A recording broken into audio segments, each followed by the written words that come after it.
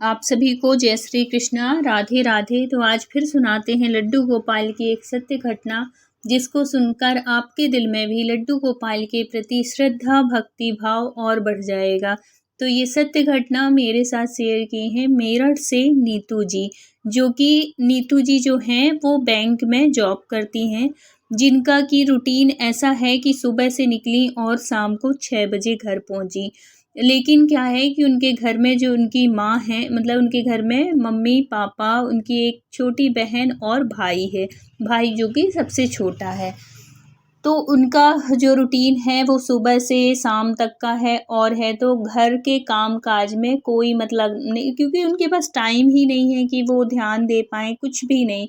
और इस बात से उनकी जो माँ है वो बड़ी वो रहती हैं कि भाई लड़की है आज के ज़माने में, मतलब ज़रूरी नहीं कि अगर तुम जॉब कर रही हो तो तुमको घर के कुछ काम नहीं आने चाहिए, सब कुछ आना चाहिए, घर का भी काम करो और बाहर का भी, जो कि एक संभव ही नहीं था।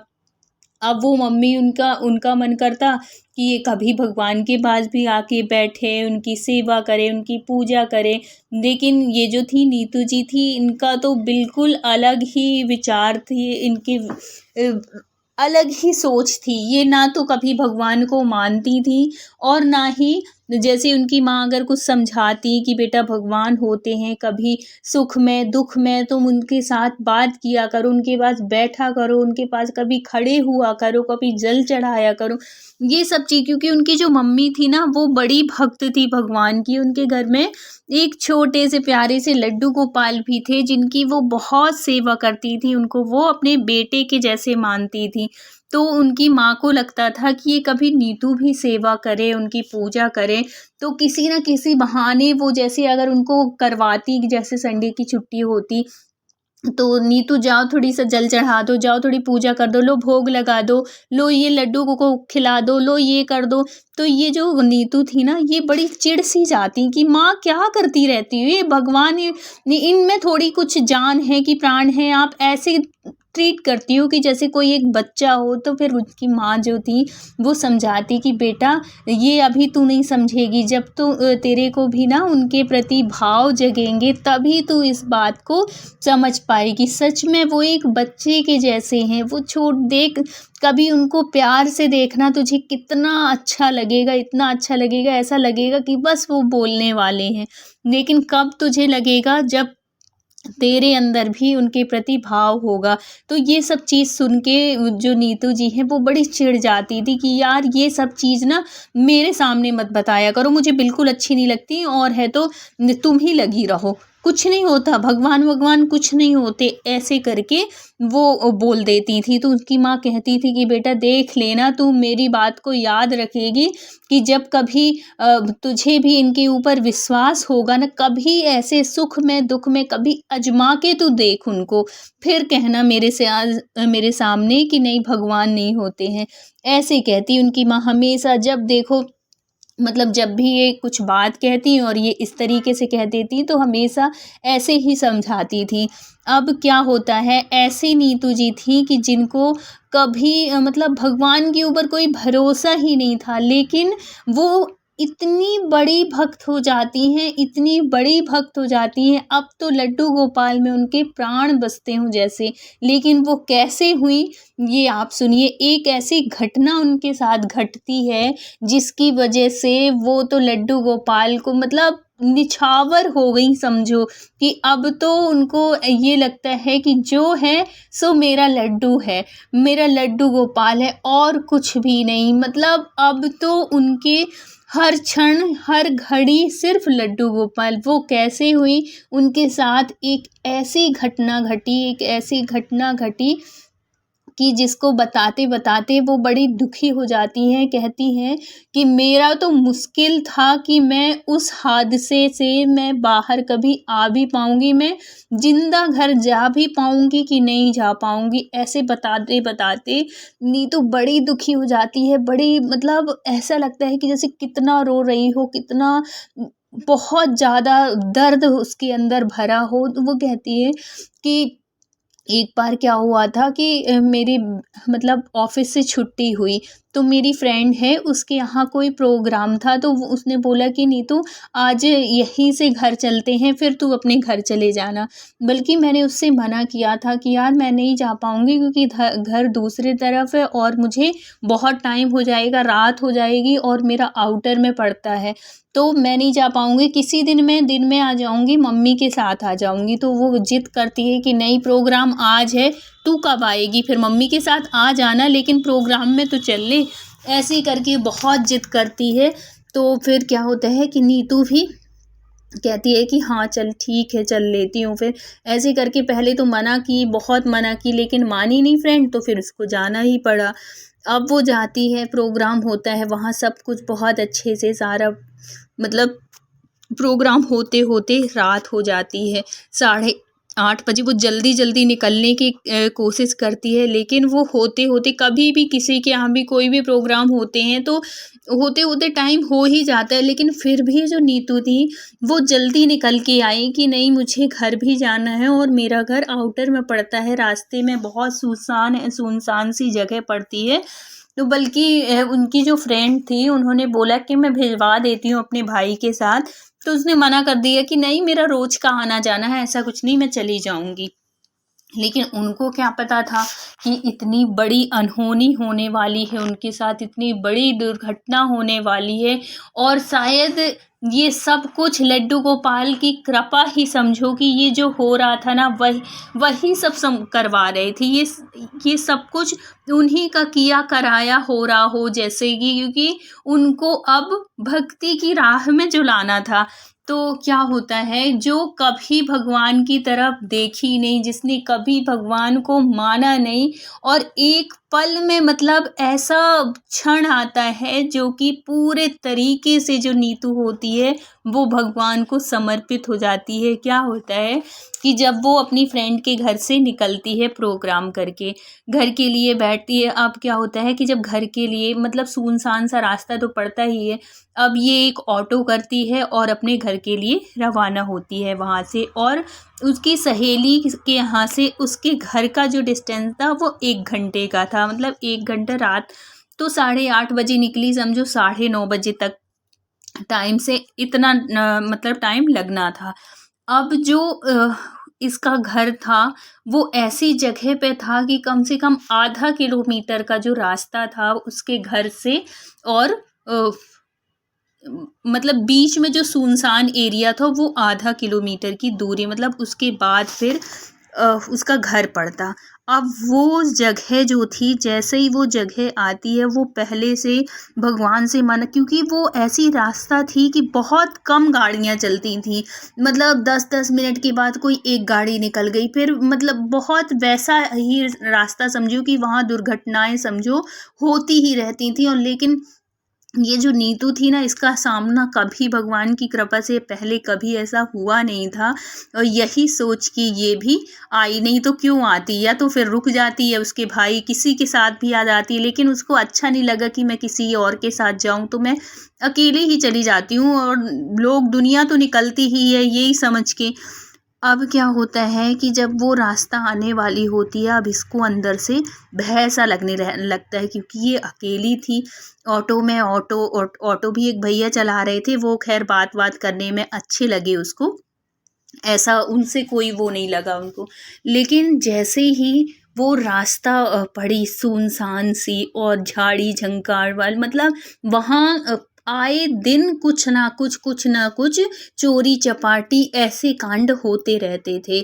तो वही चीज़ जब उस रास्ते में पहुंची तो उसको वही सब याद आने लगा। कहते हैं ना कि जब डर रहता है तो उस जगह पे जहाँ पे कुछ ऐसे होता है तो वहाँ पे पहुँच के ज़रूर हमें वो बातें याद आने लगती हैं। तो यही उनके साथ हुआ, नीतू के साथ। अब उसको इतना अंदर से डर लगने लगा कि ऐसा ना हो कि कहीं मतलब कुछ अनहोनी हो जाए। ये सोच ही रही थी कि पीछे से 2 बाइक वाले हॉर्न पे हॉर्न दिए जा रहे थे। ऐसा लग रहा था कि वो जानबूझ के, मतलब जगह थी, ऐसा नहीं था कि जगह नहीं थी वो निकल ना पाते, बहुत जगह थी, पर्याप्त जगह थी कि वो साइड से निकल सकते थे, लेकिन वो जानबूझ के हॉर्न मार रहे थे। मतलब ज़रूर ये चोर चपाटी वाले जो लोग होते हैं ना, मतलब चोरी डाकू वाले, चोरी करने वाले, ये इसी तरीके के लोग लग रहे थे। मतलब ऐसे ही 15-16 साल के लड़के और है तो 2 गाड़ी में थे और आगे पीछे मतलब ऑटो के हो रहे थे। उनको समझ में आ गया था कि इसमें कोई लेडीज़ बैठी है और इससे जो भी जितना भी सामान हो सकते हैं हम लूट लेंगे, क्योंकि वहाँ पे ऐसे ही हादसे होते थे कि जितना भी जो भी सामान है उससे छीन लेना। बहुत बार तो ऐसे हुआ है कि 1 आध 2 तो ऐसे केस हुए हैं कि मर्डर भी हो गया है वहाँ पे। लेकिन अब ये जो नीतू थी ये तो इतना डर जाती हैं, इतना डर जाती हैं कि अब इनके पास कोई चारा ही नहीं रहता कि अब करे तो करे क्या। अगर घर से किसी को बुलाती है तो किसको बुलाए, पापा हैं तो वो बुजुर्ग हैं, भाई है वो छोटा है, पुलिस को फ़ोन करेगी, पुलिस कब आएगी और तब तक तो यहाँ कांड हो जाएगा। अब इसको तो लगता है हे भगवान, अब मैं करूँ तो करूँ क्या। फिर इनको एकदम से याद आती है कि माँ हमेशा कहती है कि तू कभी लड्डू गोपाल को आजमा के देखना, और ये इनमें इतना विश्वास, इतना मतलब हर मुसीबत हर परेशानी से लड्डू गोपाल मेरे मुझे निकालते हैं, ऐसे माँ कहती हैं हमेशा। तो आज मैं भी लड्डू गोपाल के मतलब वो करके देखती हूँ कि अगर भगवान, अगर लड्डू गोपाल आपने मुझे इस परेशानी इस मुसीबत से निकाल दिया तो मैं सच में आपकी भक्त हो जाऊँगी। और मैं आप मतलब मैं बता नहीं सकती कि आज मैं इतनी परेशान हूँ कि हे लड्डू गोपाल, हे कन्हैया मेरी रक्षा करो। अगर आज मुझे बचा लिया ना तो मैं आपको, आपके ऊपर पूरे तरीके से समर्पित हो जाऊंगी। मैं हर वो काम करूंगी जो माँ मेरे से कहती है। ऐसे कह के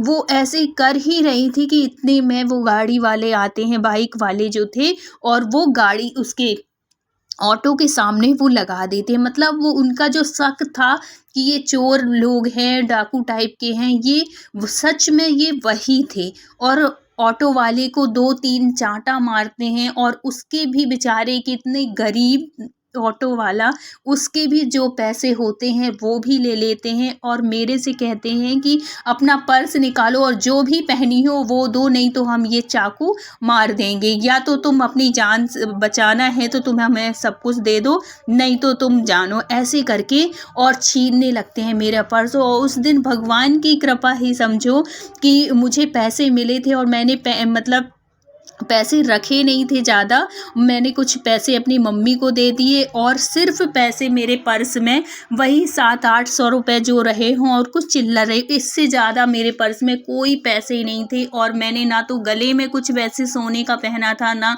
कभी हाथ में तो मैं पहनती ही नहीं थी, ना अंगूठियाँ पहन, कुछ भी नहीं पहनी थी। तो मैंने बोला भैया मैंने कुछ नहीं पहना, तो बोले, वो जिद करने लगे कि नहीं गला दिखाओ, ऐसे करके हाथ दिख, पूरा मतलब सब कुछ वो करने की कोशिश की कि कुछ पहनी होगी।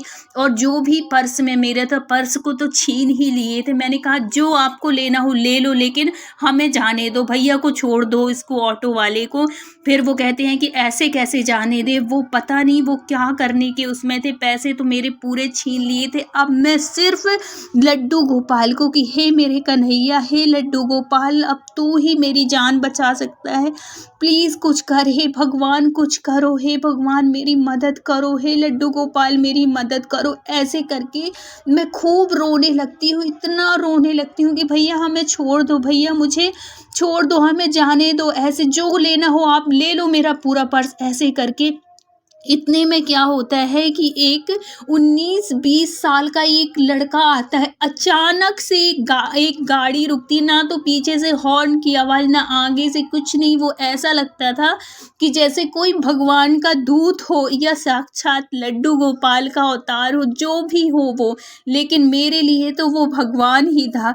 और वो आता है और उन जो दो गाड़ी वाले थे, वो जो चोर टाइप के लोग थे, उनसे मेरा पर्स छुड़ाता है, उनको मारता है, पीटता है और पुलिस को फ़ोन कर देता है। इतने में वो पुलिस भी आ जाती है और फिर बाद में मुझे कहता है कि दीदी ऐसी रास्ते में रात में आप अकेले क्यों निकलती हो घर से, किसी को लेके क्यों नहीं चलती हो, ये कोई अंधेरे में ऐसे रास्ते में सुनसान में अकेले जाने का रास्ता है। ऐसे करके मुझे डांटता है अधिकार से, जैसे पता नहीं वो कौन था मेरा, और मुझे ऐसी परेशानी से इतनी मुसीबतों से बचाता है और मुझे कहता है आप घर जाओ। उस ऑटो वाले को बिठालता है और कहता है कि आप घर जाओ दीदी, और है तो भाई को नहीं ला सकती थी, माँ के साथ नहीं आ, इतने मतलब इतने अधिकार से मुझे डांटते हुए मैं तो उस टाइम मतलब मेरे पास तो शब्द ही नहीं थे और मैं इतना भगवान को, अपने लड्डू गोपाल को धन्यवाद देती हूँ, माँ को धन्यवाद देती हूँ कि माँ मैंने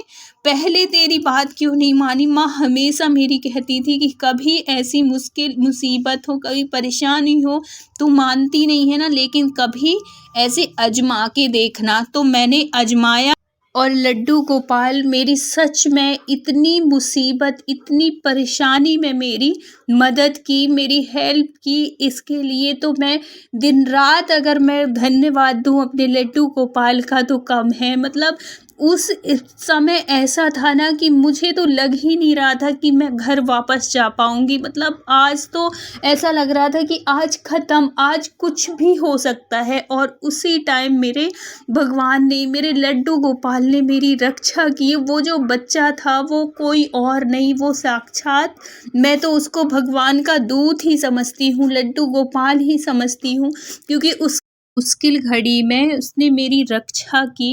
इसलिए तभी से मेरे मन में लड्डू गोपाल के प्रति जो श्रद्धा बढ़ी है, जो भक्ति बढ़ी है, तब से लेके आज तक मैं और मेरा लड्डू गोपाल, ऐसा लगता है उसके अलावा और कोई नहीं। इतना विश्वास, इतना भरोसा हो गया है मुझे अपने लड्डू गोपाल के ऊपर। तो मैं तो यही प्रार्थना करती हूँ कि हे लड्डू गोपाल, सबके ऊपर अपनी ऐसे ही कृपा बनाए रखना, सबको मुसीबत से बचा के रखना, और सबके मन में आपके प्रति श्रद्धा ऐसे ही बनी रहे, आपकी भक्ति ऐसे ही बढ़ती रहे। तो अगर वीडियो अच्छा लगा हो तो please like, share and subscribe करिए।